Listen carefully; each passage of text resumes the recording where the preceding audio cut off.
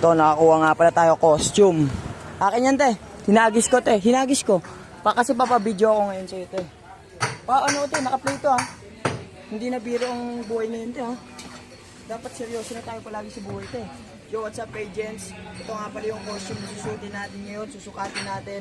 Naka-pin post to sa aking FB page. Kung gusto yung mag-rent, mag-message lang kayo sa akin. And yun. Ito, tinan nyo to. Kiko, may challenge ako sa'yo na kung pinayagan mo ako magbenta ng ice candy kung saan man mo gusto. Susutin ko tong pusa para sa'yo. Ito, tingnan mo to. Malinaw ba yan? Malinaw. Ano? Ano? Let's go, let's go. Kailangan mabilisan lang to. Ito, ayan nyo. Ayan o, ayan guys o. Kung gusto yung magpa-rent, ayan o. Kung gusto yung magpa-rent, message lang kayo sa aking FB page. Naka-pin post. Pangalawa, hindi lang binibenta natin yung shades, kung ano-ano man, meron din tayong costume.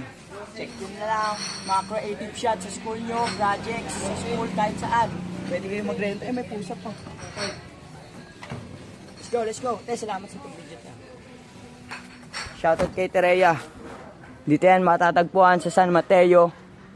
Ayan yung mga paninda niya. Merong mga liquid oxygen, mga lotion, mga damit, mga pants, mga makeup.